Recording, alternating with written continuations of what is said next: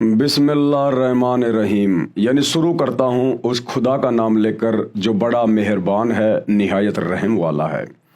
परंतु मुसलमान धर्म के भाई बहनों को तो पता ही नहीं कि वो रहमान खुदा कौन है, बड़ा मेहरबान अल्लाह कौन है। पूरा मुस्लिम समाज शैतान की बंदगी कर रहा है, काल की बंदगी कर रहा है। तो मुसलमानों को तो पता ही नहीं कि बड़ा रहमान अल्लाह कौन है। और वैसे भी मुसलमान भाई तो अपने सदग्रंथों को ढंग से ना पढ़ पाने के कारण, ना समझ पाने के कारण उलेमाओं ने, मुल्लाओं ने, काजियों ने पूरे मुस्लिम समाज में एक ही भ्रमणा फैला रखी है कि अल्लाह निराकार है, अल्लाह दिखाई नहीं देता, अल्लाह बेचून है, अल्लाह धरती पे नहीं आता, अल्लाह कभी इंसान रूप में नहीं आता। फिर वो अल्लाह कहाँ हुआ जो ना दिखाई दे, ना कभी धरती पे आता है, ना जिसका कोई आकार है, ना रंग है, ना रूप है। तो फिर ये कौन कह रहा है कि वो अल्लाह है? फिर ये कैसे साबित करोगे कि वो अल्लाह है? इसलिए पूरा मुसलमान समाज जिसे वर्तमान में अपना अल्लाह मान के, खुदा मान के बंदगी कर रहा है, वो असल में शैतान है। शैतान जिसने 1400 साल पहले जिब्राइल फरिश्ते के माध्यम से हज़रत मोहम्मद के ऊपर कुरान शरीफ नाजिल की थी। तो मुसलमान भाइयों को तो पता ही नहीं अल्लाह कौन है। अल्लाह की जानकारी भी अब दी जाएगी आपको। अल्लाह की जानकारी स्वयं अल्लाह कबीर ने दरवेश रूप में, संत रूप में, सतगुरु रामपाल जी के रूप में प्रकट होकर स्वयं ही दी है, क्योंकि अल्लाह की जानकारी अल्लाह के सिवा कोई दूसरा सृष्टि में नहीं दे सकता। तो उसी अल्लाह के नाम से शुरू करते हैं, उसके जयकारे के नाम से आज का वीडियो। बिस्मिल्लाहिर्रहमानिर्रहीम। परमपिता परमेश्वर, सारी सृष्टि के रचनहार, कुल मालिक, असंख्य ब्रह्मांडों के स्वामी, जगत गुरु, तीनों लोकों में प्रवेश करके सबका भरण पोषण करने वाले राजाधिराज, आत्माधार, नाथों के नाथ, देवों के देव महादेव, सर्वेश्वर, महेश्वर, मृत्युंजय, अजरो अमर, आदि अनादि, सनातनी प्रभु, जगत पिता जगदीश्वर, श्री श्री 1008 की उपाधि के वास्तविक अधिकारी, अकाल मूर्त, शब्द स्वरूपी राम वासुदेव, सर्वगतम ब्रह्म, परम पूज्य, प्रथम पूज्य, परम संत, परम पुरुष, परम धनी, परम दयालु, सत्य कबीर, हक्का कबीर, अल्लाहु कबीर, अल्लाहु अकबर, बाखबर, अल्लाह ताला, जगत के तारणहार, जगत के मुक्तिदाता, जगत के जगन्नाथ, हारे के सहारे, हिंदुओं के राम, मुसलमानों के अल्लाह, सिखों के वाहिगुरु, ईसाइयों के मसीह, दया के सागर दयानिधि, करुणा के सागर करुणानिधि, स्वयंभू परिभू, संकट मोचन, कष्ट हरण, मंगल करण, दुख भंजन, अविगत कबीर, निर्विकार निर्विषम परमात्मा, अलय अलेख सतगुरु, आदि अनादि सतगुरु, असली मर्यादा पुरुषोत्तम, असली राम, असली कृष्ण, असली घनश्याम, असली मुरारी, राजाओं के राजा, महाराजाओं के महाराजा, शहंशाहों के शहंशाह, सम्राटों के सम्राट, भगवानों के भगवान, अल्लाहों के अल्लाह, प्रभुओं के प्रभु, मसीहाओं के मसीह, सच्चे वाहिगुरु, बाबाओं के बाबा, पीरों के पीर, सेठों के सेठ, जगत सेठ, सावड़सा सेठ, सर्वगुण संपन्न, अनंत कोटि कलाओं के स्वामी, अनंत कोटि ब्रह्मांडों के नायक, योगियों में महायोगी, ध्यानियों में महाध्यानी, सिद्धों में परम सिद्ध, ज्ञानियों में तत्व ज्ञानी, ब्रह्म ज्ञानी, महाज्ञानी, परम ज्ञानी, सर्वश्रेष्ठ ज्ञानी, विज्ञानी, युवा कबीर, समरथ कबीर, असमवाद, अमित ओझा, सच्चे रहनुमा, करीम अल्लाह, सुभान अल्लाह, दुनिया के अंतिम पैगंबर, 8 सितंबर 1951 से गांव धनाना, जिला सोनीपत, हरियाणा, भारतवर्ष की पावन भूमि पे प्रकट रियल कल की भगवान श्री नारायण साकार हरि, श्री बाबा साहेब, नूर अनंत परमात्मा, सच्चे दरवेश, सच्चे मसीहा, संत श्रोमणी सतगुरु रामपाल जी परमेश्वर जी के चरण कमल में लाइव वीडियो देख रहे आप और हम सभी भाई बहनों का अनंत कोटि दंडवत प्रणाम। भाई और बहनों, ये पवित्र पुस्तक जो आपकी आंखों के सामने है, मुसलमान नहीं समझे ज्ञान कुरान, ये कोई सामान्य पुस्तक नहीं है, कोई छोटी मोटी पुस्तक नहीं है। ये रियल आसमानी होली बुक है, जिसको स्वयं अल्लाह कबीर ने धरती पे प्रकट होकर अपने मुसलमान बच्चों को जगाने के लिए लिखा है, ताकि ये संदेशा उनके मुस्लिम बच्चों तक जाए और वे अपने परमपिता परमेश्वर अल्लाह कबीर को, जो वर्तमान में दरवेश बनकर, साधु बनकर, मुर्शिद बनकर, बाखबर बनकर, तत्वदर्शी संत बनकर धरती पर प्रकट हैं, और अपना आत्म कल्याण करवाएं और काल के षड्यंत्र से बाहर निकले। इस पवित्र पुस्तक पर अभी तक 8 वीडियो बन चुके हैं। आज ये 9 नंबर का वीडियो है। यदि आप पहली बार ये वीडियो देख रहे हैं तो आपसे प्रार्थना करूंगा आप जी शुरुआत से वीडियो देखना शुरू करें, तभी आपको ये पूरा माजरा समझ में आएगा और आप जी शैतान के भयंकर षड्यंत्र को समझ पाएंगे। तो पिछले वीडियो में गुरुदेव भगवान ने मुसलमान धर्म के जो उलेमा हैं, विद्वान हैं, मुल्ला मौलवी हैं, काजी हैं, उनकी बहुत सारी गलत धारणाओं का परमाणु के साथ में खंडन किया। मुसलमान धर्म के उलेमाओं का कहना है कि कुरान शरीफ में, कुरान मजीद में, तौरात में, जबूर में, इंजल में ये कहीं नहीं लिखा हुआ है कि जन्म और मृत्यु बारंबार होती है। उन लोगों का मानना है कि सिर्फ एक बार ये जन्म मिला है और जितने भी हमारे मुसलमान धर्म के व्यक्ति हैं, हमारे नबी हजरत आदम से लेकर और जब तक वो कयामत का दिन नहीं आता है जो खरबों वर्ष बाद आएगा, तब तक जितने भी मुस्लिम हैं वो सब कब्रों में दफनाए जाएंगे और कयामत के दिन उनको कब्रों से बाहर निकाला जाएगा। और जैसे जिसने कर्म किए हैं, अच्छे कर्म किए हैं तो वो जन्नत में जाएगा, सुख भोगेगा, और जिसने बुरे कर्म किए हैं वो जहन्नुम में जाएगा, दुख उठाएगा। और बाकी नीचे की सारी जो पृथ्वी है, चांद, सूरज, आकाश, तारे, सितारे, ये पूरी कायनात समाप्त कर दी जाएगी। केवल जहन्नुम अर्थात नरक बचेगा जहां पर बुरे कर्म करने वाले मुसलमानों को सजा दी जाएगी, और दूसरा जन्नत बचेगी जहां पर अच्छे कर्म करने वाले मुसलमानों को सदा सदा के लिए सुख भोगने के लिए वहां बैठाया जाएगा। और अल्लाह जिस 7वें आसमान पर रहता है बस वो बचेगा, बाकी सब नष्ट हो जाएगा। तो मुसलमान धर्म के उलेमाओं की इन गलत और मिथ्या धारणाओं को, जो कि उनका अपना मनमुखी आचरण है, उनकी अपनी मनमुखी बातें हैं, मुसलमान धर्म की पुस्तकों में ऐसा कहीं नहीं लिखा हुआ है। इन सब बातों का सतगुरु रामपाल जी ने पिछले वीडियो में आप जी ने देखा किस प्रकार से मुस्लिम धर्म की पवित्र पुस्तकों से आयतें दिखा दिखा के खंडन किया है और समझा दिया कि 21 ब्रह्मांड में सभी जीव मनुष्य शरीरधारी, उनका बारंबार जन्म होगा और उनकी मृत्यु होगी, क्योंकि इस काल को, इस शैतान को प्रतिदिन 1 लाख स्त्री पुरुष इसको खाने का आदेश मिला हुआ है।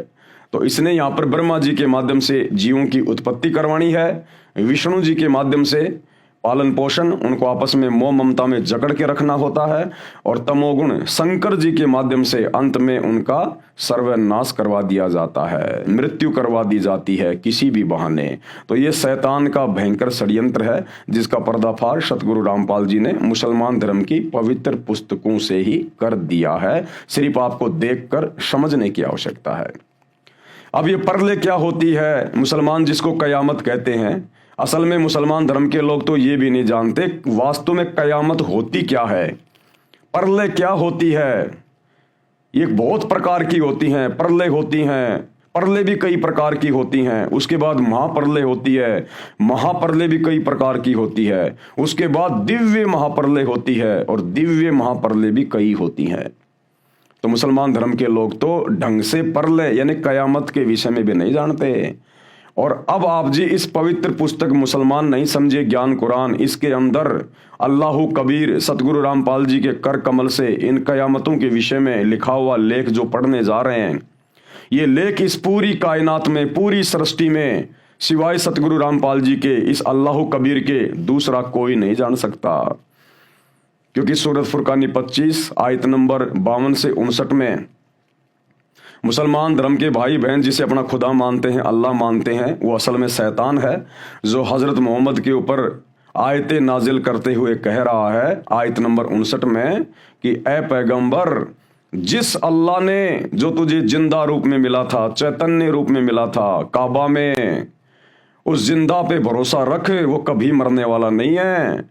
और जिस अल्लाह ने 6 दिन में पूरी कायनात को रचा, आसमान और जमीन के दरमियान जो भी कुछ था उसको बनाया और 7वें दिन तख्त पे जा बैठा, उसकी जानकारी किसी बाखबर से जा पूछो। यानी उस सुप्रीम अल्लाह के बारे में मुसलमान धर्म के डुप्लीकेट अल्लाह इस शैतान को भी ज्ञान नहीं है। और कह दिया कि उसकी खबर तो किसी बाखबर से जा पूछो, किसी इल्म वाले से, जानने वाले से पूछो। तो भाई वो बाखबर, वो इल्म वाला अल्लाह कबीर स्वयं धरती पर सतगुरु रामपाल जी के रूप में प्रकट है। आप और हम सभी भटकी हुई आत्माओं को शैतान के षड्यंत्र से छुड़वाकर अपने सातवें आसमान सतलोक में ले जाने के लिए आया है। अब वे इस पुस्तक में लिख रहे हैं कि मुसलमान धर्म के लोग तो कयामत के विषय में भी नहीं जानते। कयामत होती क्या है? कयामत से ऊपर तो कई कयामत हैं जिनको परले कहा जाता है, महापरले, दिव्य महापरले। तो देखिए वो क्या होती हैं, किस प्रकार से होती हैं।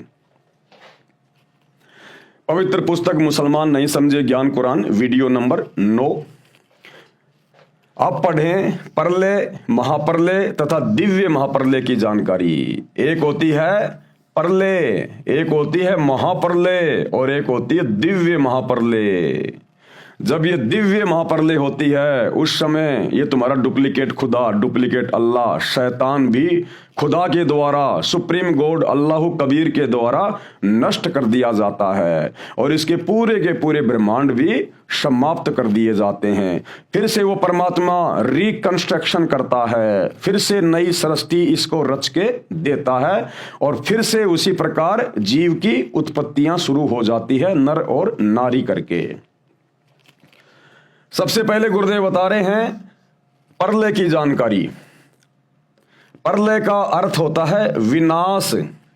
ये दो प्रकार की होती है, आंशिक परले और दूसरी महापरले। एक होती है आंशिक परले, एक महापरले। अब ये आंशिक परले क्या है? देखो भाई और बहनों, हमने ज्यादा दिमाग पचाने की जरूरत नहीं है इसके अंदर, क्योंकि हमारी मुक्ति होगी। हमारे गुरुदेव भगवान ने, अल्लाह कबीर ने हमें जो भक्ति दे दी है, जो शत भक्ति मंत्र हमारे को दे दिए हैं, जो पांचों यज्ञ हमें दे दी हैं, जिससे शैतान से हमारा छुटकारा होगा और हम अपने अल्लाह कबीर परमेश्वर के पास में जाएंगे। लेकिन ये जानकारी इसलिए दी जा रही है कि इस काल ने, शैतान ने, डुप्लीकेट खुदा ने हर धर्म के अंदर अपने झूठे प्रचारक भेज रखे हैं। मुसलमान धर्म में जिनको मुल्ला मौलवी और काजी कहा जाता है, उलेमा कहा जाता है। हिंदू धर्म में जिनको संत, महंत, आचार्य, शंकराचार्य, महामंडलेश्वर कहा जाता है। ये सब के सब काल के एजेंट हैं, इस शैतान के एजेंट हैं और इनका केवल एक ही काम है कि इन भोली भाली अल्लाह कबीर की आत्माओं को धर्म और आदि अधूरी भक्ति के आधार से फंसा के रखना और काल का भोजन तैयार करवाना। तो परमेश्वर उन लोगों की जानकारी के लिए कि नालायकों, परले क्या होती है, महापरले क्या होती है, कब तुम्हारा डुप्लीकेट खुदा शैतान भी नष्ट होता है, ये सारी जानकारी यहां पृथ्वी पर किसी को नहीं है। तो कोई ये ना समझे कि सतगुरु रामपाल जी कोई ऐसे वैसे संत हैं, इनको जानकारी नहीं होगी। जो जानकारी सतगुरु रामपाल जी बताने जा रहे हैं, ये जानकारी तुम्हारे डुप्लीकेट खुदा शैतान को भी नहीं है, ब्रह्मा विष्णु महेश को भी नहीं है। ये जानकारी आंशिक परले ये दो प्रकार की होती है। एक तो चौथे युग, कलयुग के अंत में पृथ्वी पर एक निकलंक नामक 10वां अवतार आता है, जिसे कल्कि भी कहा है। वह उस समय कलयुग के सभी भक्तिहीन मानव शरीरधारी प्राणियों को अपनी तलवार से मारकर समाप्त करेगा। आंशिक परले क्या होती है? 4 युग होते हैं, सतयुग, त्रेता, द्वापर और कलयुग। वर्तमान में कलयुग चल रहा है। कलयुग अभी केवल 5,500 वर्ष बीता है और कलयुग की कुल आयु है 4,32,000 वर्ष। तो कलयुग के लास्ट में, एंड में विष्णु का अवतार आएगा। जैसे त्रेता में रामचंद्र जी आया था, श्री कृष्ण जी आए थे, परशुराम जी आए थे, ऐसे ही कलयुग के एंड में 10वां अवतार आएगा, निकलंक, जिसको कल्कि भी कहा जाता है। वो क्या करेगा? उस समय जो भक्तिहीन प्राणी होंगे, उस समय माहौल बहुत ज्यादा बिगड़ जाएगा, पृथ्वी पर हाहाकार मच जाएगा, जिसका आगे गुरुदेव भगवान जिक्र कर रहे हैं कि क्या क्या होगा उस समय।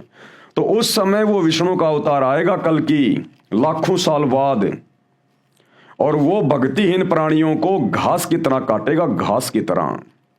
और जो अच्छी आत्मा होंगी वही बचेंगी, बाकी सबको वो मारेगा, सबको समाप्त करेगा। और उसके बाद में इस पृथ्वी की दोबारा से रिकंस्ट्रक्शन की जाएगी।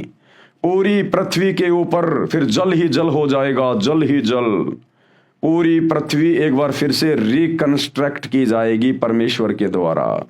उसको कहते हैं आंशिक परलय। ये दो प्रकार की होती है। एक तो चौथे युग कलयुग के अंत में पृथ्वी पर एक नीकलंक नामक 10वां अवतार आता है, जिसे कल्कि भी कहा है। वह उस समय कलयुग के सभी भक्तिहीन मानव शरीरधारी प्राणियों को अपनी तलवार से मारकर समाप्त करेगा। उस समय मानव यानी मनुष्य स्त्री पुरुष की उम्र 20 वर्ष की होगी। ये लाखों साल बाद की बातें हैं, लाखों साल। कलयुग के एंड में क्या होगा वो बता रहे हैं गुरुदेव।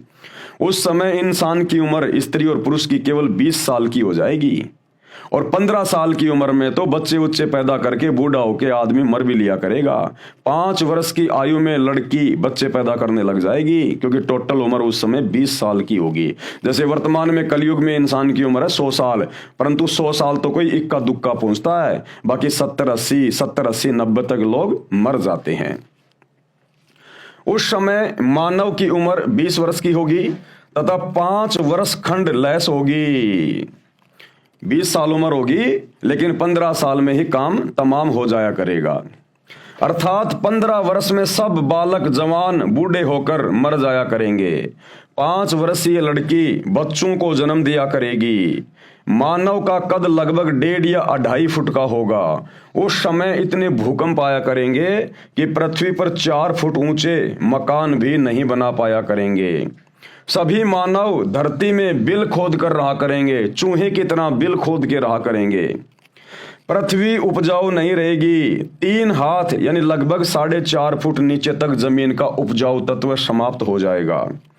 कोई फलदार वृक्ष नहीं होगा तथा पीपल के पेड़ को पत्ते नहीं लगेंगे। सभी मनुष्य स्त्री व पुरुष मांसाहारी होंगे।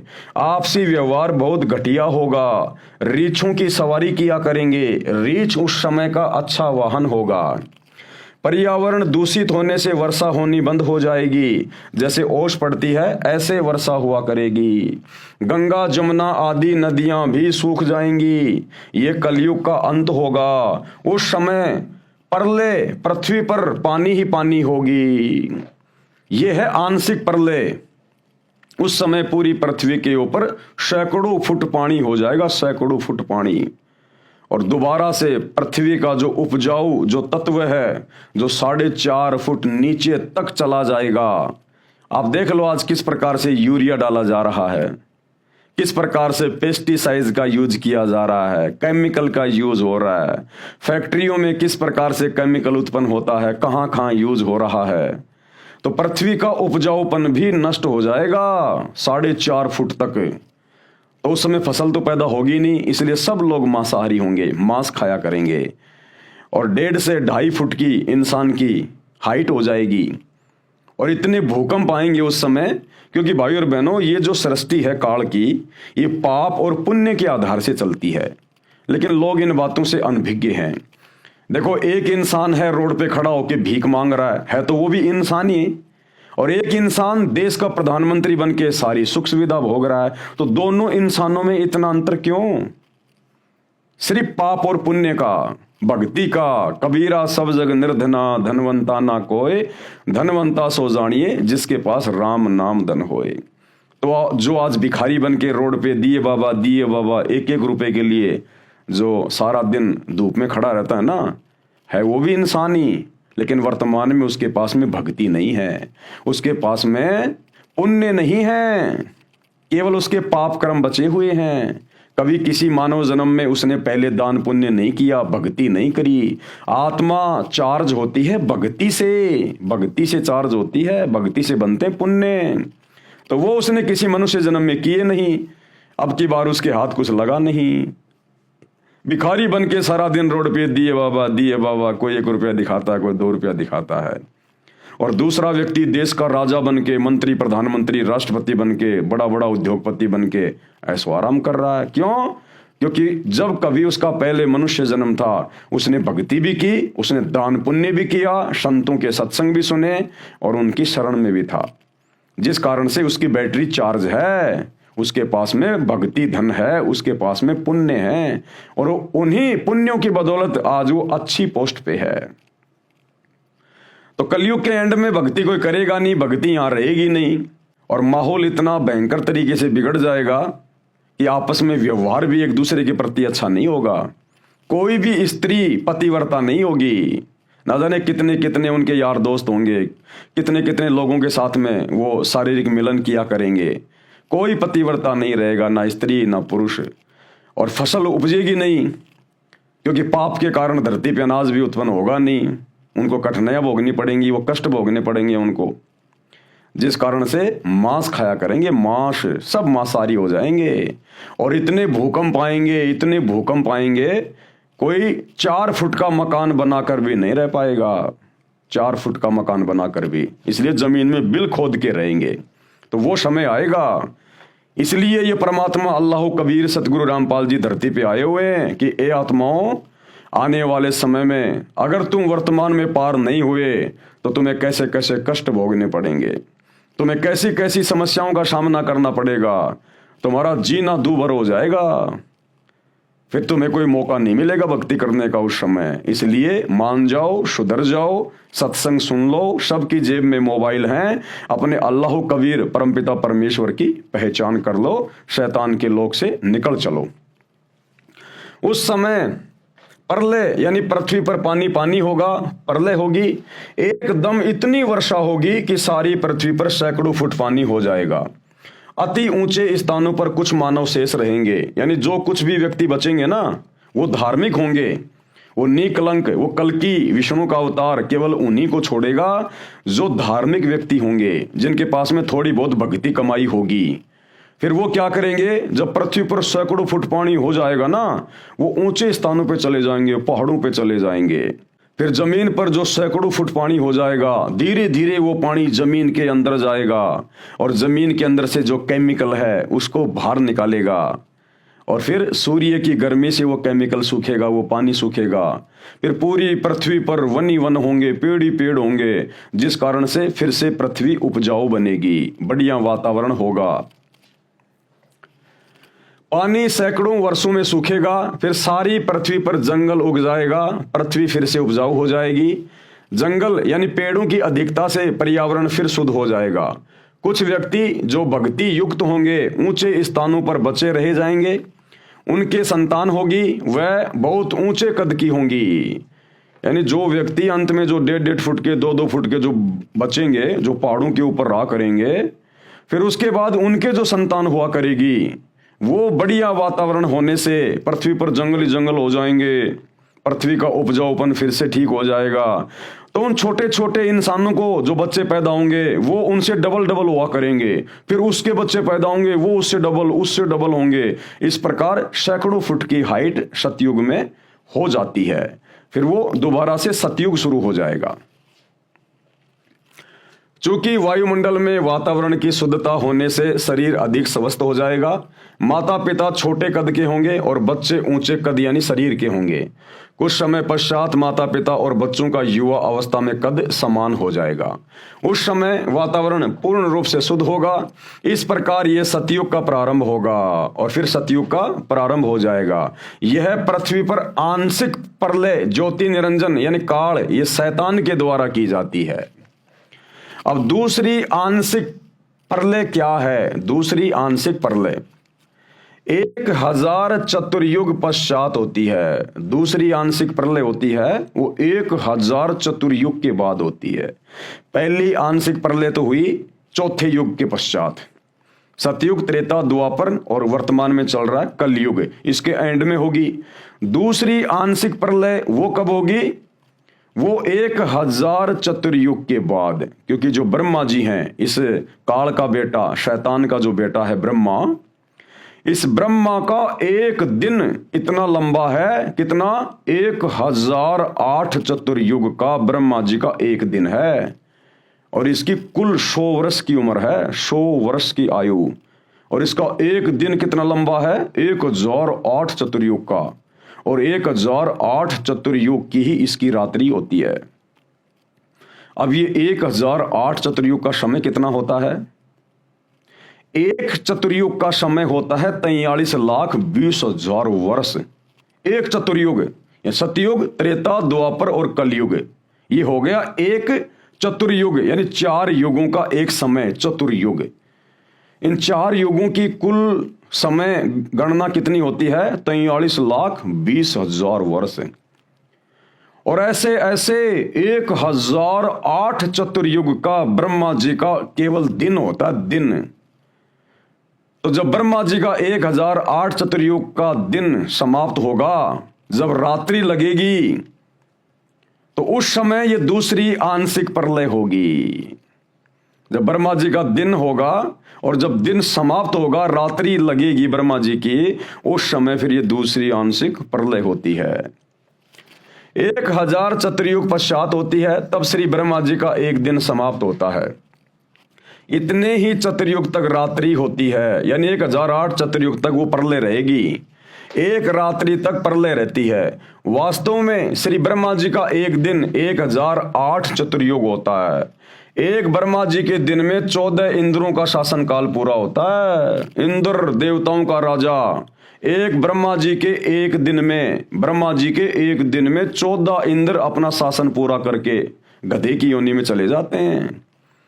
और एक इंद्र का शासन कितना होता है? 72 चतुर्युग। 72 चतुर्युग तक एक इंद्र शासन करता है, देवताओं के राजपथ पे रहता है 72 चतुर्युग तक। और एक चतुर्युग की आयु कितनी? 43,20,000 वर्ष। ऐसे ऐसे 72 चतुर्युग तक इंद्र शासन करता है। एक ब्रह्मा जी के दिन में 14 इंद्रों का शासन काल पूरा होता है। एक इंद्र का शासन काल 72 चौकड़ी युग होता है, 72 चतुर्युग। एक चौकड़ी यानी चतुर्युग में 4 युग होते हैं। सतयुग की कुल उम्र होती है 17,28,000 वर्ष का होता है। दूसरा त्रेता युग जो 12,96,000 वर्षों का होता है। तीसरा द्वापर युग जो 8,64,000 वर्षों का होता है। और चौथा कलयुग जो 4,32,000 वर्षों का होता है। चारों युगों के कुल 43,20,000 वर्ष हैं।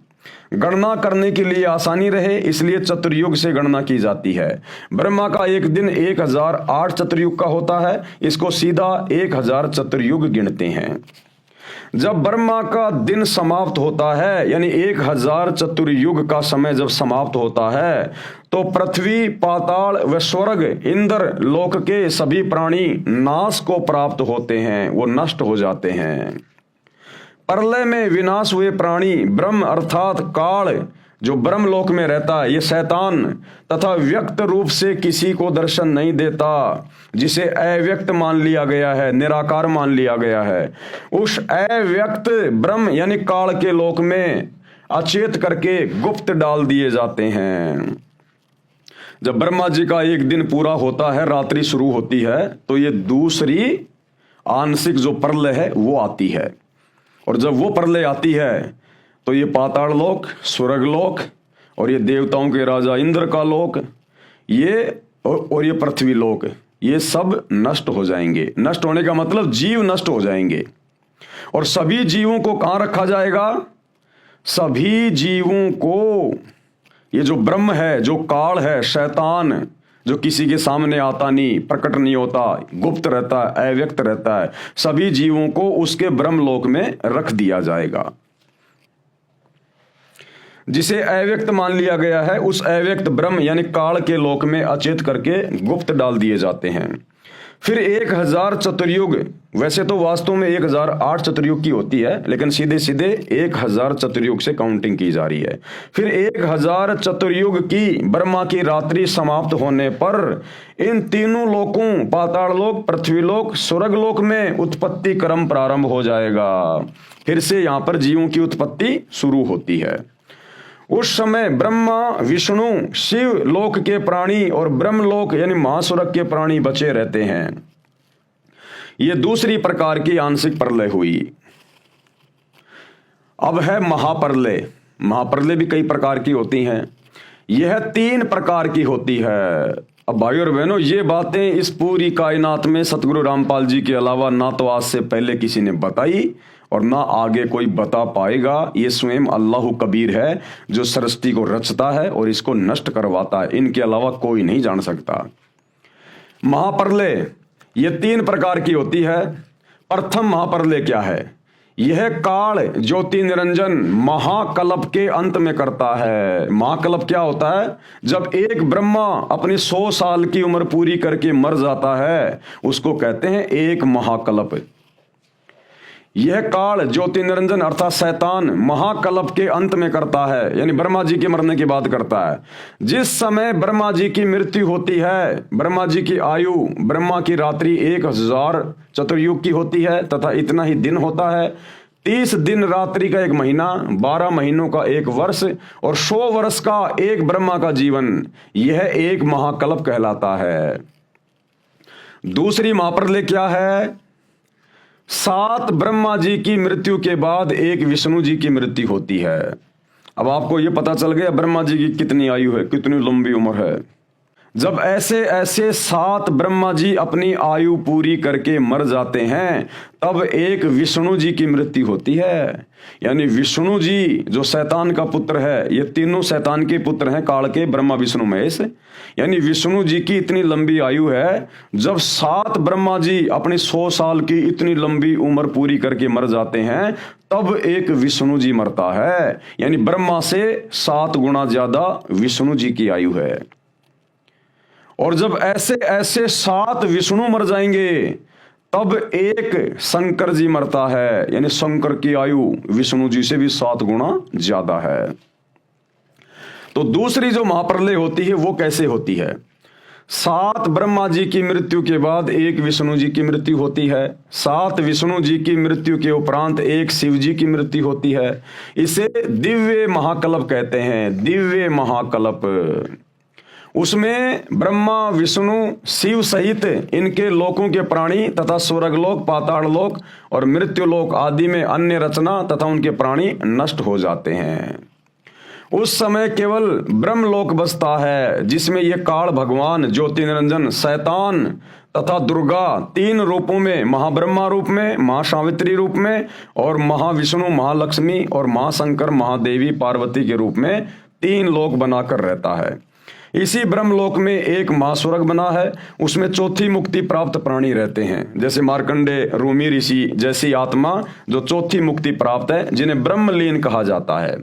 वे यहाँ के तीनों लोकों के साधकों की दिव्य दृष्टि की समता से बाहर होते हैं। स्वर्ग, मृत्यु व पाताल लोकों के ऋषि उन्हें देख नहीं पाते, इसलिए ब्रह्मलीन मान लेते हैं, परंतु वे ब्रह्मलोक में बने महास्वर्ग में चले जाते हैं।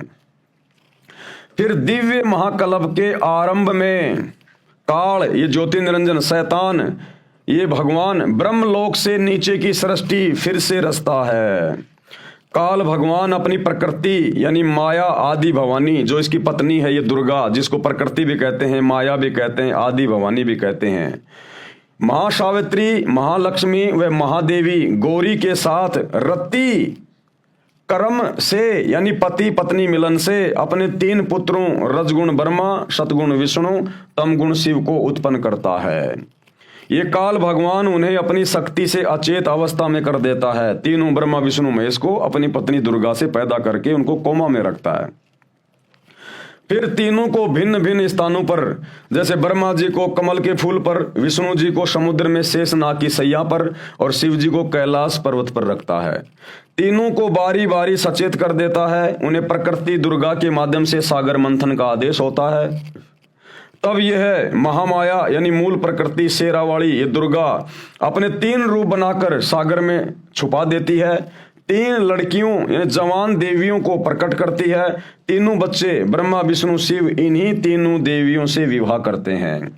अपने तीनों पुत्रों को 3 विभाग उत्पत्ति का कार्य ब्रह्मा जी को कि बेटा तू इन जीवों के अंदर रजोगुण के प्रभाव से संतान उत्पन्न करने की प्रेरणा कर। तो जो उत्पत्ति का, जो क्रिएशन का जो डिपार्टमेंट होता है वो ब्रह्मा जी को दे दिया जाता है।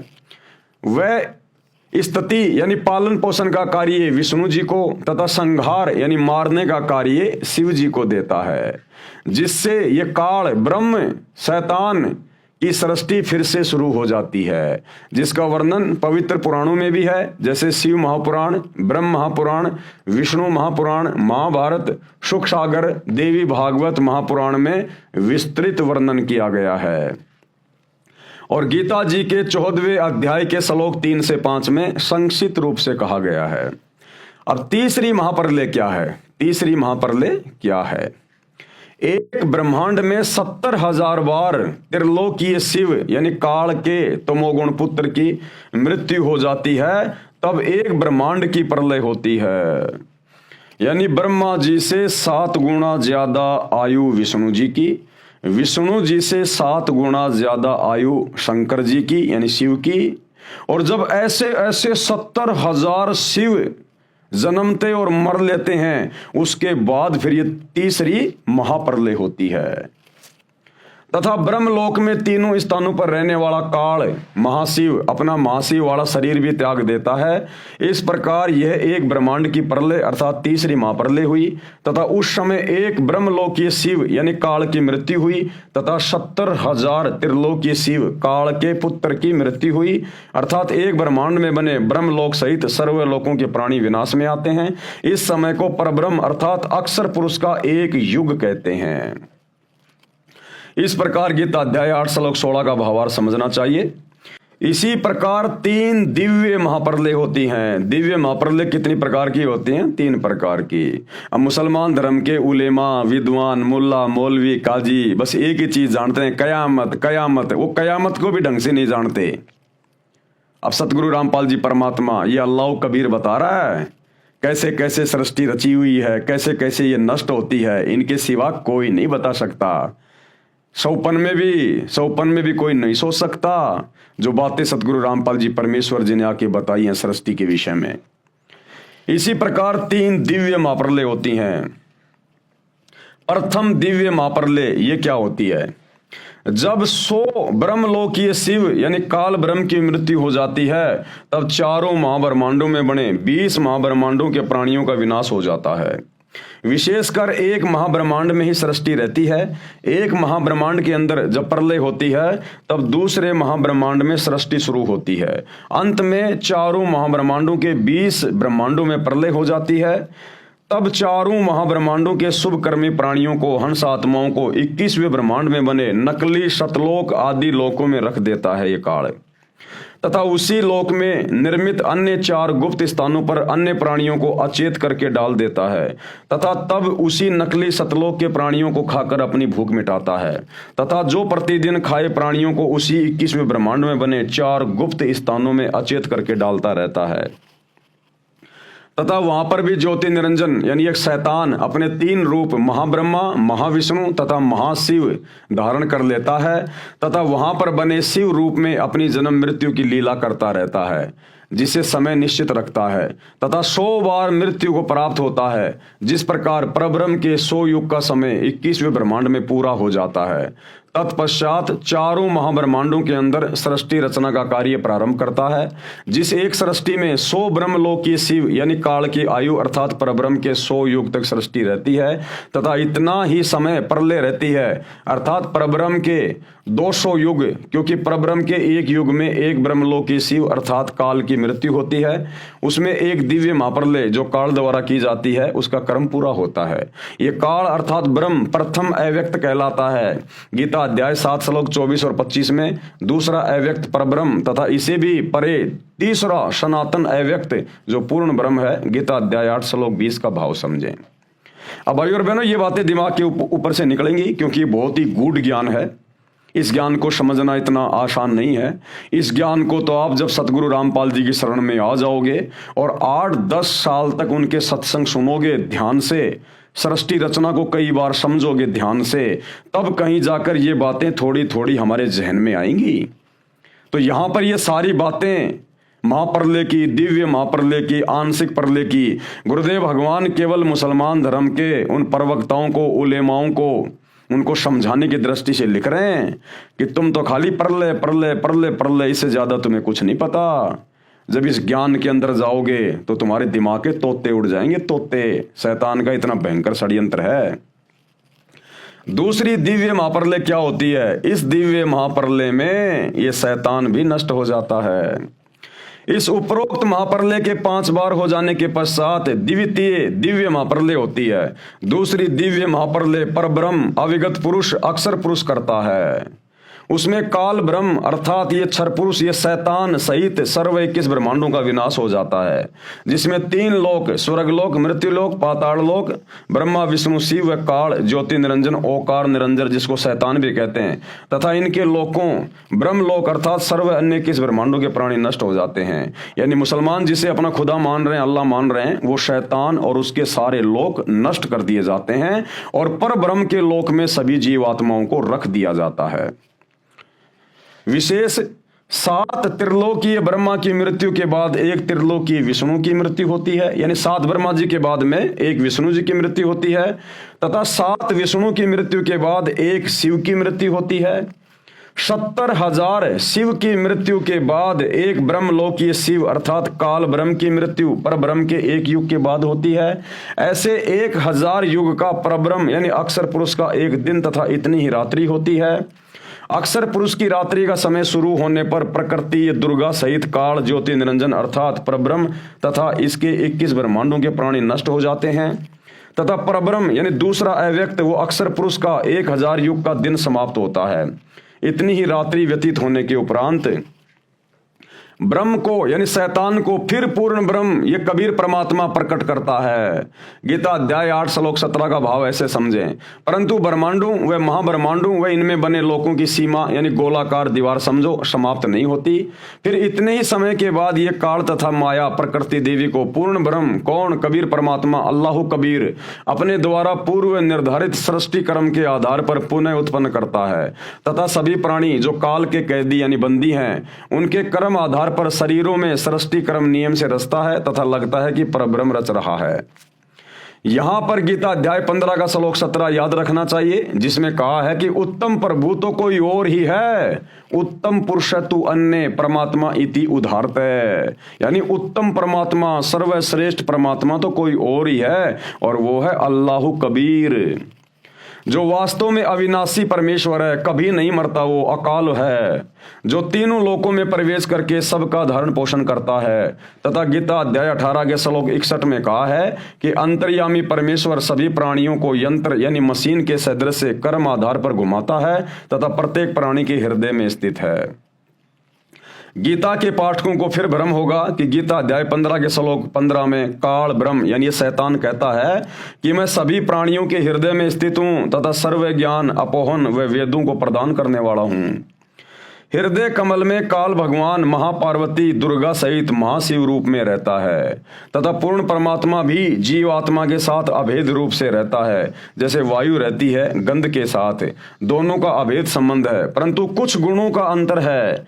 गीता अध्याय 2 के श्लोक 17 से 21 में भी विस्तृत विवरण है। इस प्रकार पूर्ण ब्रह्म भी प्रत्येक प्राणी के हृदय में जीवात्मा के साथ रहता है, जैसे सूर्य दूर स्थान पर होते हुए भी उसकी उष्णता व प्रकाश का प्रभाव प्रत्येक प्राणी से अभेद है तथा जीवात्मा का स्थान भी हृदय में ही है। एक विशेष बात और है, एक महाब्रह्मांड का विनाश परब्रह्म के 100 युग के उपरांत होता है। इतने ही वर्षों तक एक महाब्रह्मांड में प्रलय रहती है। काल अर्थात ब्रह्म ज्योति निरंजन को तो ऐसा जानो जैसे गर्मियों के मौसम में राजस्थान हरियाणा आदि क्षेत्रों में वायु का एक स्तंभ जैसा मिट्टी युक्त वायु आसमान में बहुत ऊंचे तक दिखाई देता है तथा चक्कर लगाता हुआ चलता है, जो अस्थायी होता है, परंतु गंध तो वायु के साथ अभेद रूप में है। इसी प्रकार जीवात्मा तथा परमात्मा का सूक्ष्म संबंध समझें। ऐसे ही सभी प्रलय तथा महाप्रलय के कर्म को पूर्ण परमात्मा सत्य पुरुष कबीर देव अल्लाह कबीर से ही होना निश्चित समझें। 1000 युग जो परब्रह्म की रात्रि है उसके समाप्त होने पर काल ये ज्योति निरंजन शैतान की सृष्टि फिर से सत्य पुरुष कबीर देव अल्लाह कबीर की शब्द शक्ति से बनाए समय के विधान अनुसार प्रारंभ होती है। अक्षर पुरुष यानी परब्रह्म पूर्ण ब्रह्म सत्य पुरुष के आदेश से काल यानी ज्योति निरंजन शैतान व माया यानी ये दुर्गा और इन सभी प्राणियों सहित काल के 21 ब्रह्मांड में भेज देता है तथा पूर्ण ब्रह्म के बनाए विधान अनुसार सर्व ब्रह्मांडों में अन्य रचना प्रभु कबीर जी की कृपा से हो जाती है। माया यानी प्रकृति तथा काल ज्योति निरंजन के सूक्ष्म शरीर पर नूरी शरीर भी पूर्ण परमात्मा ही रचता है तथा शेष उत्पत्ति ब्रह्म अपनी पत्नी दुर्गा प्रकृति के संयोग से करता है। शेष स्थान निरंजन 5 तत्व के आधार से रचता है। फिर काल ये ज्योति निरंजन यानी शैतान इसकी सृष्टि प्रारंभ होती है। इस प्रकार ये परब्रह्म दूसरा अव्यक्त कहलाता है। अब तीसरी दिव्य महाप्रलय, ये तीसरी दिव्य महाप्रलय क्या है? तीसरी दिव्य महाप्रलय, कबीर परमेश्वर अल्लाह कबीर का जो बड़ा बेटा है अचिंत, तो कबीर परमेश्वर के आदेश से उनका बेटा अचिंत तीसरी दिव्य महाप्रलय करता है। और तीसरी दिव्य महाप्रलय में नीचे के जितने भी ब्रह्मांड हैं, इस शैतान के काल के 21 ब्रह्मांड और अक्षर पुरुष के 7 संग ब्रह्मांड, इस सारी रचना को समाप्त कर देता है, नष्ट कर देता है, बिल्कुल खत्म कर देता है। यानी सतलोक से नीचे की जितनी भी रचना है वो सारी नष्ट कर दी जाती है तीसरी दिव्य महाप्रलय में।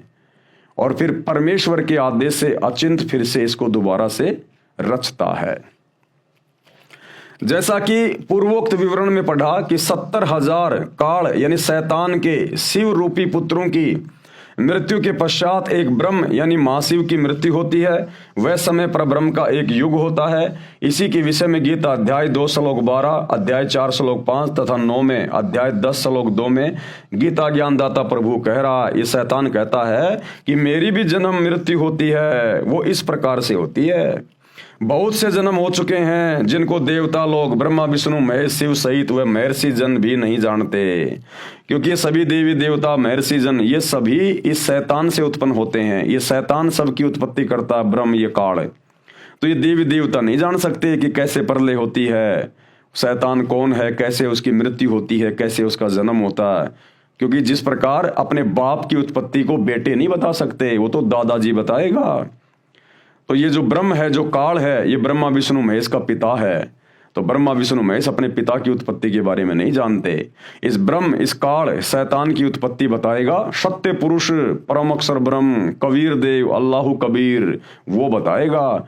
तो आज ये सारी की सारी जानकारी जो आपको दिखाई जा रही है, बताई जा रही है, ये अल्लाह कबीर सत्य पुरुष सतगुरु रामपाल जी धरती पे प्रकट हैं, जो सारी की सारी जानकारी दे रहे हैं। तेरे और मेरे बहुत से जन्म हो चुके हैं जिसको देवता लोग ब्रह्मा विष्णु तथा शिव सहित वे महर्षि जन भी नहीं जानते, क्योंकि वे सब मुझसे ही उत्पन्न हुए हैं। कौन कह रहा है? ये शैतान। गीता अध्याय 4 श्लोक 9 में कहा है कि मेरे जन्म और कर्म दिव्य हैं। परब्रह्म के एक युग में काल भगवान सदाशिव वाला शरीर त्यागता है तथा पुनः अन्य ब्रह्मांड में अन्य 3 रूपों में विराजमान हो जाता है। ये लीला स्वयं करता है। परब्रह्म का एक दिन 1000 युग का होता है, इतनी ही रात्रि होती है। 30 दिन रात का एक महीना, 12 महीनों का एक वर्ष तथा 100 वर्ष की परब्रह्म यानी द्वितीय अव्यक्त अक्षर पुरुष की आयु होती है। उस समय परब्रह्म अक्षर पुरुष की मृत्यु होती है। यह तीसरी दिव्य महाप्रलय कहलाती है। तीसरी दिव्य महाप्रलय। तीसरी दिव्य महाप्रलय में सभी ब्रह्मांड तथा अंड, जिसमें ब्रह्म यानी शैतान के 21 ब्रह्मांड तथा परब्रह्म यानी अक्षर पुरुष के 7 संग ब्रह्मांड व अन्य असंख्य ब्रह्मांड नाश में आवेंगे। धुंधुकार का शंख बजेगा, सर्व अंड व ब्रह्मांड नाश में आवेंगे, परंतु वह तीसरी दिव्य महाप्रलय बहुत समय उपरांत होवेगी। वह तीसरी दिव्य महाप्रलय सत्य पुरुष यानी अल्लाह कबीर का पुत्र अचिंत अपने पिता पूर्ण ब्रह्म सत्य पुरुष की आज्ञा से सृष्टि कर्म नियम से जो पूर्ण ब्रह्म ने निर्धारित किया हुआ है करेगा और फिर सृष्टि रचना होगी। परंतु सतलोक में गए हंस दोबारा जन्म मरण में नहीं आएंगे, परंतु जो आत्माएं वर्तमान में उस अल्लाह कबीर की जो सतगुरु रामपाल जी के रूप में धरती पे प्रकट हैं, जो वर्तमान में इनकी भक्ति करके आजीवन मर्यादा में रह के अपना जन्म मरण का रोग समाप्त करवा लेंगे, सतलोक में बैठा दिए जाएंगे। इन सभी प्रलय में, महाप्रलय में, दिव्य महाप्रलय में फिर वो प्राणी उसमें कष्ट नहीं उठाएंगे, क्योंकि परमात्मा उनको सतलोक में बैठा देगा। और सतलोक का कभी भी विनाश नहीं होता है, वहां कभी कोई प्रलय महाप्रलय दिव्य महाप्रलय नहीं होती है। वो अविनाशी लोक हैं, वो शाश्वत रहेंगे, सदा सदा रहेंगे। तो क्या कह रहे हैं गुरुदेव? परंतु सतलोक में गए हंस यानी भगत दोबारा जन्म मरण में नहीं आएंगे। इस प्रकार न तो अक्षर पुरुष अर्थात पर ब्रह्म अमर है, न ये काल अर्थात शैतान ब्रह्म अमर है, न ब्रह्मा रजगुण विष्णु सतगुण और शिव तमगुण अमर है। फिर इनके पुजारी यानी इनके भगत कैसे पूर्ण मुक्ति प्राप्त कर सकते हैं? अर्थात कभी नहीं। इसलिए पूर्ण ब्रह्म की साधना करनी चाहिए, इसलिए किसकी साधना करनी चाहिए? पूर्ण ब्रह्म की। अब देखो भाई और बहनों, ये चक्कर क्या है, आपको थोड़ा सा शॉर्ट में समझाने का प्रयास करता हूं, जो मुसलमान धर्म के भाई बहन हैं। देखो, सबसे पहले है कबीर परमात्मा। सबसे पहले कौन है? एकमात्र कबीर अल्लाह, ये सबसे बड़ा भगवान है, सभी का परमात्मा है, इसी से सारी सृष्टि उत्पन्न हुई है। तो सबसे बड़ा परमात्मा है कबीर देव, ये कबीर परमात्मा, सर्व सृष्टि का रचनहार, कुल मालिक, असंख्य ब्रह्मांडों का स्वामी, कबीर, अल्लाह कबीर, ओरिजिनल खुदा, सुप्रीम गॉड कबीर। अब कबीर परमेश्वर ने क्या कर रखा है? कबीर परमात्मा ने 4 लोक रचे, अपने नीचे 4 लोक रचे उन्होंने।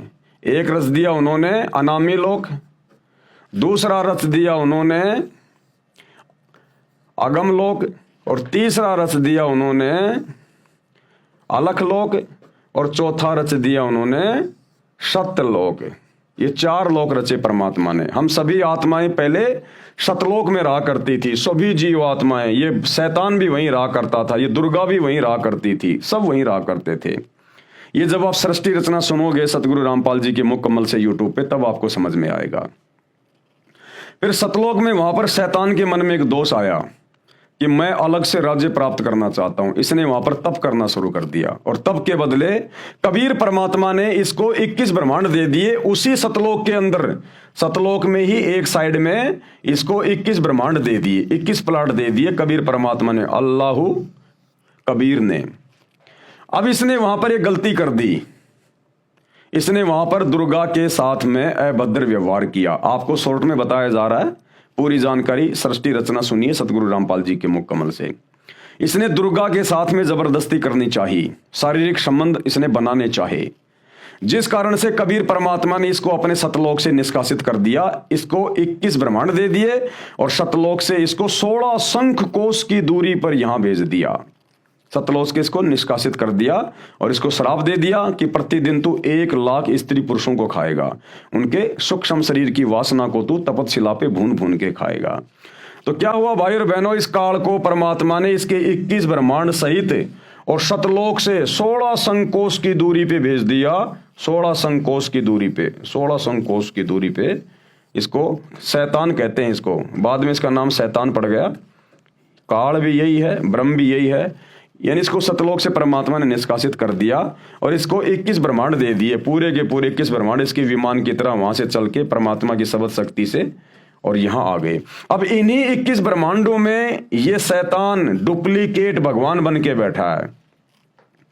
इसको मुसलमान अपना अल्लाह समझ रहे हैं, हिंदू अपना भगवान समझ रहे हैं, और ये शैतान अपने 21 ब्रह्मांड से बाहर की जानकारी किसी को नहीं होने देता, क्योंकि जीव समझ ही नहीं पाते जानकारी सारी की सारी, क्योंकि ये सबका राजा बन के बैठा हुआ है। ये शैतान, ये ब्रह्म ज्योति निरंजन भी इसी को कहते हैं, क्षर पुरुष भी इसी को कहते हैं। अब इसने क्या किया? इसने अपनी पत्नी दुर्गा के साथ में शारीरिक संबंध बना के इसने 3 बेटे उत्पन्न किए। सबसे पहला बेटा ब्रह्मा, दूसरा बेटा विष्णु, और तीसरा बेटा ये आपका शंकर जी। 3 बेटे उत्पन्न किए इसने। अब इसको तो श्राप लग गया कि तू प्रतिदिन 1 लाख स्त्री पुरुष खाएगा, और इसको वहां से निष्कासित कर दिया। अब ये क्या करे, अपने भोजन की व्यवस्था कैसे करे ये? और इसने दुर्गा को कह दिया, दुर्गा आज के बाद मैं कभी किसी के सामने नहीं आऊंगा, मैं अपने 21वें ब्रह्मांड में रहूंगा। 21वें ब्रह्मांड में यहां पर इसने एक अपने लिए अपनी जगह बना रखी है, यहां रहता है ये 21वें ब्रह्मांड में, और तू मेरी सारी व्यवस्था करेगी, नीचे की सृष्टि मेरे आदेश से तू चलाएगी, तू संभालेगी। और 3 पुत्र इसने पैदा कर दिए दुर्गा के साथ में संभोग करके, ब्रह्मा विष्णु महेश। सृष्टि रचना में आप पढ़ेंगे कैसे उनको सचेत किया, कैसे उनकी शादियां हुई, कैसे ब्रह्मा जी को वेद मिले, सारी जानकारी। अब भाइयों और बहनों, पूरा का पूरा जो सिस्टम है ये ब्रह्मा विष्णु महेश के माध्यम से चल रहा है। यहां पर ब्रह्मा विष्णु महेश के माध्यम से पूरा सिस्टम चल रहा है। अब इसको जो 21 ब्रह्मांड दिए गए हैं सत्य पुरुष के द्वारा, कबीर परमात्मा के द्वारा, 21 ब्रह्मांड को इसने 5 भागों में डिवाइड कर रखा है। 5 भागों में 5 ब्रह्मांडों का इसने समूह बना रखा है, और केवल एक ब्रह्मांड में यह सृष्टि की उत्पत्ति करवाता है, बाकी 4 ब्रह्मांड इसके खाली पड़े रहते हैं। तो एक ब्रह्मांड में इसने सृष्टि को चलाया हुआ है जिसमें आप और हम सभी लोग फंसे हुए हैं, और इस एक ब्रह्मांड का राजा बना दिया अपने तीनों बेटों को, ब्रह्मा विष्णु और महेश को। ब्रह्मा विष्णु महेश को इसने राजा बना रखा है, और अपनी जानकारी हम जीवों को नहीं होने देता। बाकी हम सिर्फ जीव हैं, हिंदू मुस्लिम सिख ईसाई जितने भी हैं, गधे कुत्ते सुअर, हम यहाँ जीव हैं। ये अपनी जानकारी यहाँ किसी को नहीं होने देता।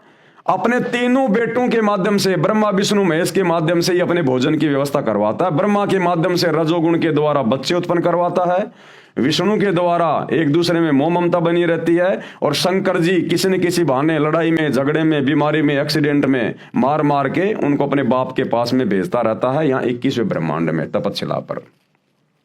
इन तीनों को भी नहीं पता बेचारों को कि हमारा बाप ये शैतान है, ये काल है, क्योंकि शैतान ने, काल ने उस दुर्गा को कह दिया कि मेरी जानकारी किसी को मत देना वरना मेरे से बुरा कोई नहीं होगा। तो दुर्गा भी डरती हुई ये जानकारी इनको नहीं बताती। अब पूरा हिंदू समाज दुर्गा को कहता दुर्गा माता, शेरा वाली माता, 16 श्रृंगार करती है। आप उनकी फोटोएं देखिए, सिंदूर भरती है, माथे पे बिंदिया लगाती हैं, 16 श्रृंगार कर रखे हैं, और सब क्या कहते हैं, दुर्गा माता, जय हो माता, जय हो माता। लेकिन ये किसी को नहीं पता कि उसका पति कौन है। अरे बिना पति के वो माता कैसे बन गई? अरे जो सुहागण औरत होती है वही तो सिंदूर लगाती है, वही तो माथे पे बिंदिया लगाएगी, 16 श्रृंगार करेगी, माता वही तो कहलाएगी। कंवारी औरत कैसे मां कहलाएगी? तो हिंदू धर्म का कोई भी आचार्य, शंकराचार्य ये नहीं बता पाता कि उस माता का पति कौन है। ये सारा भेद सतगुरु रामपाल जी ने आके खोला कि ये काल, ये शैतान उस दुर्गा का पति है। ये गुप्त रहता, किसी के सामने नहीं आता, और अपने तीनों बेटों के माध्यम से अपने भोजन की व्यवस्था करवाता, यहां पर इंसानों को पैदा करवा के। अब ये शैतान क्या करता है कि यहां के किसी भी प्राणी को जो ब्रह्मा विष्णु महेश के माध्यम से मैं उत्पन्न करवा रहा हूं, जन्म देता हूं, मारता हूं, फिर 84 लाख योनियों में जैसे वो कर्म करते हैं मनुष्य योनि में, फिर उनकी सजा देने के लिए 84 लाख योनियों में डालता है, गधा कुत्ता सुअर बनाता है, किसी को नरक में, किसी को स्वर्ग में भेजता है। इसी एक ब्रह्मांड के अंदर सारी की सारी ये प्रोसीजर है। ब्रह्मा विष्णु महेश के लोक भी यही है, दुर्गा का लोक भी है, बाकी देवी देवताओं के लोक वगैरह, नरक स्वर्ग वगैरह सब कुछ इस एक ब्रह्मांड के अंदर है जहां इसने सृष्टि शुरू कर रखी है। अब ब्रह्मा विष्णु महेश को भी नहीं पता कि हमारा बाप कौन है और हम क्यों ये कार्य कर रहे हैं। अगर इनको पता चल जाए तो ये काम ये करेंगे नहीं, तो ये जानकारी शैतान इनको होने नहीं देता है। अब ब्रह्मा विष्णु महेश के माध्यम से ये शैतान अपने भोजन के लिए, अपने स्वार्थ के लिए, हम अल्लाह कबीर की सभी आत्माओं को भ्रम में रखता है। ये हमें आपस में बांट के रखता है, लड़ा झगड़ा के रखता है। इसी ने अपने अवतार भेजे। इस शैतान ने ब्रह्मा जी का अवतार भेज दिया बाबा आदम, और मुसलमान धर्म चलवा दिया। इसी शैतान ने विष्णु जी का अवतार भेज दिया, त्रेता में श्री रामचंद्र, द्वापर में श्री कृष्ण जी भेज दिया, और शंकर जी के अवतार रूप में भेज दिया हजरत मोहम्मद को।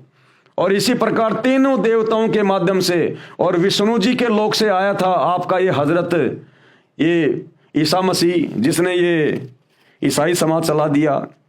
यानी इस एक ब्रह्मांड की पूरी सृष्टि, जिसमें हिंदू मुसलमान सिख ईसाई दुनिया भर के धर्म जातियां इंसान बनी हुई हैं, ये सारे के सारे ब्रह्मा विष्णु महेश के माध्यम से ये शैतान हैंडल कर रहा है। और हम गधे यहां पर आपस में, मैं मुसलमान, मैं हिंदू, मेरा धर्म सबसे बड़ा, मेरी भक्ति सबसे बड़ी।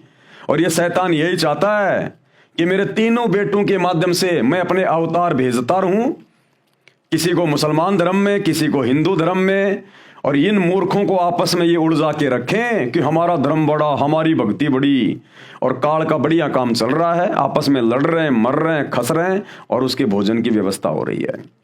अब भाई और बहनों, ये सारा का सारा षड्यंत्र समझाने के लिए ये कबीर भगवान, क्योंकि हम आत्मा इसकी हैं, और जब इसने देखा इस शैतान ने तो मेरी आत्मा को गधा कुत्ता सुअर बना दिया, नरक में ठोक रहा है, भयंकर कष्ट उठा रही है आत्मा, रो रही हैं, चीख रही हैं, चिल्ला रही हैं, तो ये दयालु परमात्मा है, ये है वो बड़ा मेहरबान रहम दिल वाला, बिस्मिल्लाह रहमान रहीम, ये है वो रहमान रहीम कबीर भगवान।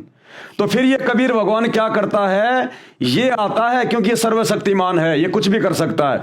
फिर ये परमात्मा आता है यहां पर इस गंदे लोक में एक बाखबर बन के, तत्वदर्शी संत बन के, साधु बन के, और फिर ये हम आत्माओं को ज्ञान देता है पूरी सृष्टि रचना का कि तुम्हारे को शैतान ने इस प्रकार से भयंकर षड्यंत्र में फंसा रखा है और तुम मेरे पास रहा करते थे सतलोक में, जहां किसी चीज की कोई कमी नहीं थी, ना वहां तुम्हारी कभी मृत्यु होती, ना कभी बुढ़ापा आता, ना कोई काम करना पड़ता, तुम्हारे बड़े बड़े महल हैं, तुम्हारे एरोप्लेन हैं, किसी चीज की वहां कोई कमी नहीं है।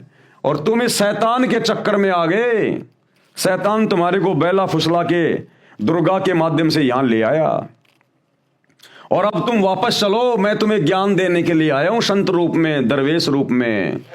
ये शैतान किसी के सामने नहीं आता, ये अव्यक्त रहता है, गुप्त रूप में रहता है यहां पर। ये साकार है, इंसान के जैसा है, लेकिन इसने पूरा का पूरा सिस्टम अपने तीनों बेटे ब्रह्मा विष्णु महेश के माध्यम से शुरू करवा रखा है। ये किसी के सामने नहीं आता, जिस कारण से मुसलमान भाई इसको कहते हैं कि भगवान दिखाई नहीं देता, भगवान निराकार है। मुसलमान कह देते हैं हमारा अल्लाह दिखाई नहीं देता, अल्लाह निराकार है। अरे तुम्हारा अल्लाह यहां बैठा है, ये शैतान, ये काल, ये है तुम्हारा अल्लाह, तुम्हारा भगवान, तुम्हारा गॉड, ये है। ये इसलिए सामने नहीं आता किसी के भी, और सारा का सारा कार्य अपने तीनों बेटों ब्रह्मा विष्णु महेश के माध्यम से कर रहा है। सबको यहां पर जातियों में, धर्मों में उलझा के रखा हुआ है। कभी अपने बेटे ब्रह्मा के लोक से आत्मा भेज देता है, उसको बाबा आदम बना देता है। कभी ये किसी को विष्णु के लोक से भेज देता है, ईसा मसीह को भेज दिया, और शंकर जी के लोक से इसने हजरत मोहम्मद को भेज दिया। तो ये नीचे की जो सृष्टि है सारी की सारी, ये ब्रह्मा विष्णु महेश के माध्यम से चल रही है। ब्रह्मा विष्णु महेश के फिर बाद में अवतार आएंगे, पैगंबर आएंगे, और हम मूर्ख आपस में धर्म और जातियों के नाम पर बटे हुए हैं। तो ये अल्लाह कबीर, ये रहम दिल अल्लाह आकर संत रूप में ये हमें ज्ञान समझाता है। लेकिन हम मूर्ख इतने ज्यादा अज्ञान में रंग चुके होते हैं, हम कह देते नहीं नहीं अल्लाह धरती पे आता ही नहीं, अल्लाह तो निराकार है, अल्लाह दिखाई नहीं देता, अल्लाह तो बेचैन है, और हम इनके ज्ञान को नहीं समझते, और जोर जबरदस्ती भाई ये करता नहीं है। तो जो पुण्यात्मा होती हैं, जो इनकी बातों पे गौर कर लेती हैं, इनके सत्संगों को ध्यान से सुन लेती है, वे आत्माएं इनकी भक्ति शुरू कर देती हैं सतगुरु रामपाल जी की, अल्लाह कबीर की। और इनके पास वो भक्ति है जो आपको शैतान के षड्यंत्र से छुड़ा सकती है। अन्यथा भाई यहीं गधे कुत्ते बनते रहोगे, चाहे हिंदू हो, चाहे मुसलमान हो, चाहे अमेरिका का हो, चाहे भारत का हो। ये है पूरा का पूरा इसका षड्यंत्र। और यह षड्यंत्र आपको बखूबी समझ में आएगा जब आप सतगुरु रामपाल जी के मुख कमल से यूट्यूब पर अपनी जेब से मोबाइल निकाल के सर्च करोगे सृष्टि रचना संत रामपाल जी, तो भैया 2-3 घंटे के सैकड़ों वीडियो मिलेंगे, और सभी धर्मों से प्रमाण दिखा के सृष्टि रचना बता रहे हैं सतगुरु रामपाल जी। कोई मन गढ़ंत कहानी नहीं है। 1-2 बार सुनोगे तो आपको लगेगा कहीं कोई मन गढ़ंत कहानी है, क्योंकि आज से पहले हमने कभी सुनी नहीं। लेकिन जब हम देखेंगे अपने धर्मशास्त्रों में, गीता में, वेदों में, कुरान में, पुराण में, जब हम ये प्रमाण देखेंगे, सबूत देखेंगे, तब हम दांतों तले उंगली दबाएंगे। तब भाई तुम्हें सतगुरु रामपाल जी में परमात्मा दिखाई देगा, अल्लाह कबीर दिखाई देगा। अन्यथा भाई ये शैतान है तुम्हारा अल्लाह जो गुप्त रहता है। मुसलमान जिसे अपना खुदा अल्लाह कहते हैं ना, ये है वो शैतान जिसने हजरत मोहम्मद के ऊपर कुरान शरीफ नाजिल की, हजरत मूसा के ऊपर तौरात नाजिल की, हजरत दाऊद के ऊपर इसने जबूर नाजिल की, हजरत ईसा पे इंजिल नाजिल की। ये है वो शैतान जिसने वेदों का ज्ञान दिया, और जिसने महाभारत के युद्ध में अर्जुन को गीता का ज्ञान दिया श्री कृष्ण जी में प्रवेश करके। ये है वो शैतान, ये किसी के सामने नहीं आता। तो भाई इसने अपने तीनों बेटों के माध्यम से, ब्रह्मा विष्णु महेश के माध्यम से हम सभी को धर्मों में बांट रखा है, जातियों में बांट रखा है। यहां से अपने अवतार, अपने पैगंबर भेजते रहते हैं। तो ये सारी जानकारी अल्लाह कबीर स्वयं आके देता है भाई, ये भेद और कोई नहीं बता सकता। इसलिए सतगुरु रामपाल जी के सत्संग सुनने की आवश्यकता सभी को, जितने भी इंसान है इस पृथ्वी पर। अगर अपना पीछा छुड़वाना चाहते हो, तो शैतान के षड्यंत्र से बाहर निकलना चाहते हो, अन्यथा भैया मां कष्ट। तो मुसलमान धर्म के उलेमाओं खुद भी समझो, और भोली भाली आत्मा को भी समझाओ, और नरक के रास्ते से बाहर निकालो। ये है पूरा का पूरा षड्यंत्र। और ये सतगुरु रामपाल जी के द्वारा सृष्टि रचना को ढंग से सुने बिना, उनके सत्संग ढंग से ध्यान देकर सुने बिना, वह लाख जन्म भी समझ में नहीं आएगा। तो भाई और बहनों, आज की वीडियो में हम केवल इतना ही लेंगे। परमात्मा ने आज हमें 3 प्रकार की जो परलें होती है उसके विषय में समझाया। और कल रात्रि 8 बजे सभी भाई बहन फिर से लाइव जुड़िए, क्योंकि कल रात्रि का जो वीडियो होगा वो भी बहुत ज़्यादा इम्पोर्टेंट होगा। ये थोड़ा सा वीडियो शेष है, हम इसको थोड़ा सा और कर लेते हैं इसको पूरा। जिसकी उपासना से जीव सतलोक अमरलोक में चला जाता है, यानी वो कबीर परमात्मा आता है फिर संत रूप में धरती पर, जो आज सतगुरु रामपाल जी के रूप में आए हुए हैं। तो इनकी उपासना से यानी भक्ति से ये जीव सतलोक यानी अमरलोक में चला जाता है। फिर वह कभी नहीं मरता, फिर इस गंदे लोक में नहीं आता और सतलोक में कभी मृत्यु होती नहीं, पूर्ण मुक्त हो जाता है। वह पूर्ण ब्रह्म कबीर देव अल्लाह कबीर तीसरा सनातन अव्यक्त है, जो गीता अध्याय 8 के श्लोक 20-21 में वर्णन है। गीता अध्याय 15 श्लोक 16-17 में यही कहा है। श्लोक 16, इस लोक में 2 पुरुष, एक क्षर पुरुष यानी ये काल शैतान ज्योति निरंजन, तथा दूसरा अक्षर पुरुष यानी परब्रह्म, तथा इनके लोकों के सब प्राणी नाशवान हैं, ये सब मरते हैं। आपने देखा ना तीसरी दिव्य महाप्रलय में अक्षर पुरुष भी, ये शैतान भी, इसके लोक भी सब नष्ट हो जाते हैं। आत्मा सबकी अमर है। फिर गीता अध्याय 15 ही के श्लोक 17 में कहा है कि वास्तव में पुरुषोत्तम यानी श्रेष्ठ परमात्मा तो उपरोक्त क्षर पुरुष यानी शैतान तथा अक्षर पुरुष से अन्य है। जो परमात्मा कहलाता है, जो रहमान कहलाता है, बड़ा मेहरबान कहलाता है, वो है वो कबीर भगवान, जो वर्तमान में सतगुरु रामपाल जी के रूप में आए हुए हैं। जो तीनों लोकों में प्रवेश करके सबका धारण पोषण करता है, वह वास्तव में अविनाशी है। अमर करूं शतलोक पठाऊं, ताते बंदी छोड़ कहाऊं। क्या कहता वो अल्लाह कबीर कि अमर करूं, इस काल के शैतान के षड्यंत्र से तुम्हें बाहर निकाल के भक्ति देके अमर कर दूंगा, शतलोक में बैठा दूंगा।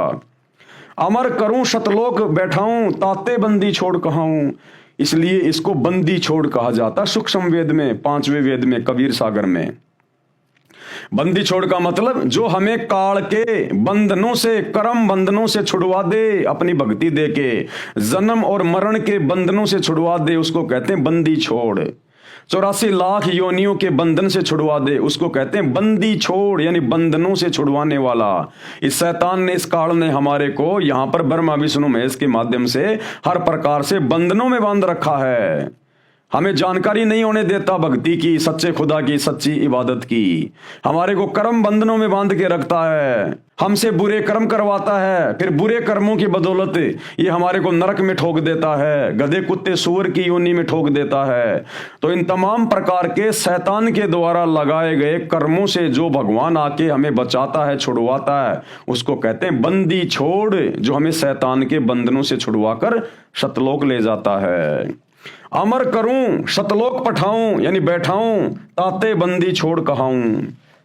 उसी पूर्ण परमात्मा अविनाशी परमेश्वर का प्रमाण गीता जी के अध्याय 2 के श्लोक 17 में, अध्याय 3 के श्लोक 14-15 में, अध्याय 7 के श्लोक 13 और 19 व 29 में, अध्याय 8 के श्लोक 3, 4, 8, 9, 10, 20, 21, 22 में, अध्याय 13 श्लोक 12 से 17 तथा 22 से 24, 27 से 28, 30, 31 व 34 तथा अध्याय 4 श्लोक 31, 32, अध्याय 5 श्लोक 14, 15, 16, 19, 20, 24, 26 में, अध्याय 6 श्लोक 7 तथा 19, 20, 25 से 27 में तथा अध्याय 18 श्लोक 46, 61, 62 तथा 66 में भी विशेष रूप से प्रमाण दिया गया है। अब ये इतने प्रमाण, इतनी जानकारियां कौन दे सकता है? ये हिंदू धर्म के ठेकेदार चारों शंकराचार्य एक एक वेद को लेके बैठे हुए हैं। आज तक बताया इन्होंने कभी ये ज्ञान इस प्रकार से खुल के? इनको तो शैतान के विषय में भी जानकारी नहीं है। ब्रह्मा विष्णु महेश को ये अजरो अमर बता रहे हैं, यहाँ तो शैतान ब्रह्मा विष्णु महेश का बाप भी मरता है और असंख्य बार मर लिया। तो काहे के शंकराचार्य हैं जिनको वेदों का भी ढंग से ज्ञान नहीं है। विशेष रूप से प्रमाण दिया गया है कि उस पूर्ण परमात्मा की शरण में, कौन से पूर्ण परमात्मा? अल्लाह कबीर, जो वर्तमान में संत रूप में धरती पे प्रकट है। उस पूर्ण परमात्मा की शरण में जाकर जीव फिर कभी जन्म मरण में नहीं आता, शतलोक चला जाता है। अमर करूं शतलोक पठाऊं, ताते बंदी छोड़ कहाऊं। विशेष काल का जाल समझने के लिए ये विवरण ध्यान रखें कि त्रिलोक में यानी तीनों लोकों में एक शिव जी है जो इस काल का बेटा है, शैतान का बेटा है, यानी ब्रह्मा विष्णु महेश तीनों शैतान के बेटे हैं। जो 7 त्रिलोकीय विष्णु जी की मृत्यु तथा 49 त्रिलोकीय ब्रह्मा जी की मृत्यु के उपरांत मृत्यु को प्राप्त होता है। ऐसे ही काल भगवान एक ब्रह्मांड में बने ब्रह्मलोक में महाशिव रूप में रहता है। परमेश्वर द्वारा बनाए समय के विधान अनुसार सृष्टि का समय बनाए रखने के लिए ये ब्रह्मलोक वाला महाशिव काल भी मृत्यु को प्राप्त होता है। जब त्रिलोकीय 70,000 ब्रह्म काल के पुत्र शिव मृत्यु को प्राप्त हो जाते हैं, तब एक ब्रह्मलोकीय शिव यानी ब्रह्म ये शैतान पूर्ण परमात्मा द्वारा बनाए समय के विधान अनुसार परवश हुआ मरता है तथा जन्मता है। यह है ब्रह्मलोकीय शिव यानी ब्रह्म, इसको काल भी कहते हैं। इसकी मृत्यु का समय परब्रह्म अक्षर पुरुष का एक युग होता है। इसलिए गीता जी के अध्याय 2 के श्लोक 12, गीता अध्याय 4 श्लोक 5, अध्याय 10 श्लोक 2 में कहा है कि मेरे तथा तेरे बहुत जन्म हो चुके हैं, कि अर्जुन तेरे और मेरे बहुत जन्म हो चुके हैं। कौन कह रहा है? ये शैतान, ये ब्रह्म श्री कृष्ण जी में प्रवेश करके। मैं जानता हूं तू नहीं जानता, मेरे जन्म अलौकिक अर्थात अद्भुत होते हैं। अद्भुत उदाहरण आदरणीय गरीबदास साहिब जी सन 1717 संवत 1774 में श्री बलराम जी के घर पर माता रानी जी के गर्भ से जन्म लेकर 61 वर्ष तक शरीर में गांव छुड़ानी जिला झज्जर में रहे तथा सन 1778 विक्रम में संवत 1835 में शरीर त्याग गए। आज भी उनकी स्मृति में एक यादगार बनी है जहां पर शरीर को जमीन में सादर दबाया गया था। 6 महीने के उपरांत वैसा ही शरीर धारण करके आदरणीय गरीबदास साहेब जी 35 वर्ष तक अपने पूर्व शरीर के शिष्य भूमड़ सैनी जी के पास शहर सहारनपुर उत्तर प्रदेश में रहकर शरीर त्याग गए। वहां पर हिंदू तथा मुसलमान दोनों उनके शिष्य हुए। वहां भी आज उनकी स्मृति में यादगार बनी है। स्थान है सहारनपुर शहर में चिलकाना रोड से कलसिया रोड निकलता है। कलसिया रोड पर आधा किलोमीटर चलकर बाईं तरफ ये अद्वितीय पवित्र यादगार विद्यमान है तथा उस पर एक शिलालेख भी लिखा है जो प्रत्येक साक्षी है। उसी के साथ में बाबा लालदास जी का भी बाड़ा बना हुआ है। तो भाइयों और बहनों, कल हम शुरू करेंगे दूसरा अध्याय। हमारा एक अध्याय इस पवित्र पुस्तक मुसलमान नहीं समझे ज्ञान कुरान, इसके ऊपर पूरा हो चुका है। कल हमारा दूसरा अध्याय शुरू होगा और दूसरा अध्याय क्या है? अल्लाह पृथ्वी पर आता है या नहीं आता है। अल्लाह वो परमेश्वर अल्लाहु कबीर पृथ्वी पर आता है या नहीं आता है। तो कल हमारा दूसरा अध्याय शुरू होगा। बहुत सारी गूढ़ जानकारियां, अच्छी अच्छी जानकारियां मुसलमान धर्म के भाई बहनों को प्राप्त होने जा रही हैं और मुसलमान धर्म के भाई बहनों की पुस्तकों से ही आयतें बताई जाएंगी, दिखाई जाएंगी कि कहां कहां लिखा हुआ है कि वो अल्लाह कबीर धरती पर सशरीर आता है, मनुष्य रूप में आता है। लेकिन मुसलमान धर्म के मुल्ला मौलवी सतगुरु रामपाल जी परमेश्वर जी के तत्व ज्ञान के अभाव से समझ नहीं पाए। कोई नहीं समझ पाया, किसी भी धर्म का कोई भी व्यक्ति, क्योंकि संपूर्ण जानकारी अल्लाह कबीर स्वयं धरती पर प्रकट होकर ही समझाता है। अन्यथा कुरान शरीफ गलत सिद्ध हो जाएगी, क्योंकि कुरान शरीफ में हजरत मोहम्मद को वो शैतान कह रहा है कि जिस अल्लाह ने, जिस खुदा ने 6 दिन में सृष्टि रची, 7वें दिन तख्त पे जा बैठा, उसकी खबर किसी बाखबर से जा पूछो। उसने भी हाथ खड़े कर लिए मुसलमानों के खुदा ने, अल्लाह ने, उस डुप्लीकेट अल्लाह ने, शैतान ने, कि भैया मैं भी नहीं जानता उस कबीर अल्लाह के बारे में पूरी जानकारी, वो किसी बाखबर से पूछो। तो भाई बाखबर कौन है जो अल्लाह के बारे में बता देगा? वो अल्लाह स्वयं ही बाखबर बन के आता है। तो आज वो अल्लाह, अल्लाह कबीर रहमान अल्लाह स्वयं सतगुरु रामपाल जी के रूप में धरती पर प्रकट है, जिन्होंने अभी अभी इस पुस्तक में अपने कर कमल से इस शैतान की उत्पत्ति और इसकी मृत्यु कैसे होती है, अक्षर पुरुष की उत्पत्ति और उसकी मृत्यु कैसे होती है, ये परले क्या है, महापरले क्या है, दिव्य महापरले क्या है, जिसको आज तक कोई नहीं बताया, सतयुग से लेकर वर्तमान तक। तो ये कौन है? सोचने की बात है। थोड़ा सा दिमाग पे जोर डालो, स्वयं अल्लाह कबीर धरती पे प्रकट है। तो भाई और बहनों, आज के वीडियो में केवल इतना ही। कल रात्रि 8 बजे सभी भाई बहन फिर से लाइव जुड़िए। तब तक गुरुदेव भगवान हम सबको आज्ञा दें, इजाजत दें, सद्बुद्धि दें, आशीर्वाद दें। बंदी छोड़ अल्लाह कबीर सच्चे दरवेश सतगुरु रामपाल जी परमेश्वर जी की जय हो।